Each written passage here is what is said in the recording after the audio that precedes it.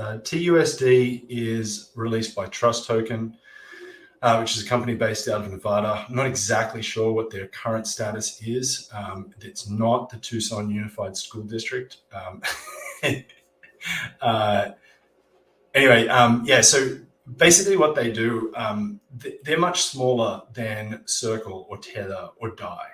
The reason they're much smaller than those organizations is because they 100% back their stablecoin with fiat deposits in a bank account. Actually, about 200 different bank accounts that they use.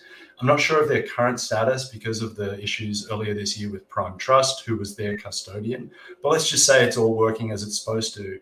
A TUSD is always backed by a $1 bank deposit that is FDIC insured, or there's some other private insurance programs that are used that are similar.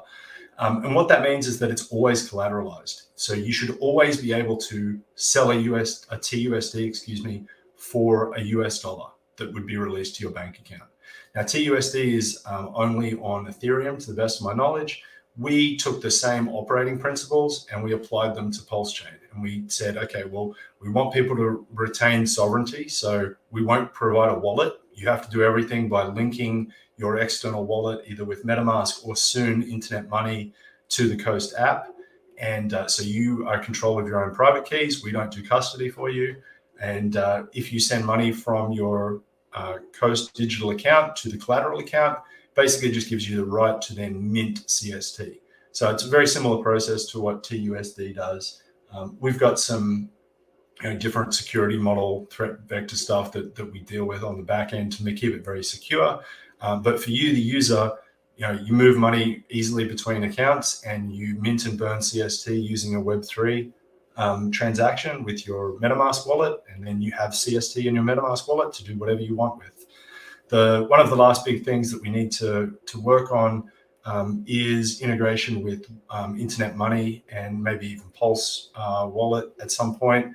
The issue with both of those things is that Wallet Connect, which is typically the tool that everybody uses to connect non-MetaMask wallets, unless they're Rabby, it just doesn't play nicely with PulseChain yet, unfortunately, and maybe ever. So it's very, very difficult to get those integrated correctly to do all of the things that we want to do.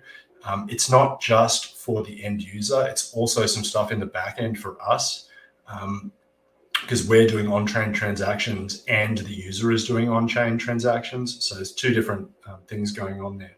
But hopefully in the very near future, we'll have Wallet Connect working so that you can connect a Pulse wallet or an Internet Money wallet with the Coast app. Gotcha. Yeah, just while we're talking about comparisons too, I was thinking, okay, how's TUSD and CST? Those are pretty similar. How is they different than USDC and how it works? Yep. So that's a really easy way to explain the difference, right? Like CST and TUSD would be in one bucket. They're fully collateralized stablecoins. They're one-to-one backed by a dollar deposit in a bank account. We actually have some of the most transparent analytics on proof of reserves in the industry. You can see live in real time what our assets are in the bank account and what their circulating supply of CST is. And you can see that actually CST is over collateralized because a certain number of users have added funds from their custodial account to the collateral account and then never minted their CST. And we try to catch up with them as often as we can to be like, hey, Denise, could you please go and mint your CST to get us back into ratio?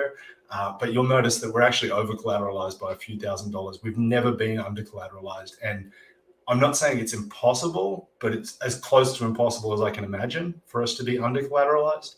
And that's not the case with USDC or with USDT or DAI, because they all use different models for how they collateralize their stablecoin. Some people do it with bank deposits like we do. Others do it with treasury bonds. Some people do it by just buying the S&P 500. I've even seen some people try to collateralize stablecoins with real estate or gold or silver.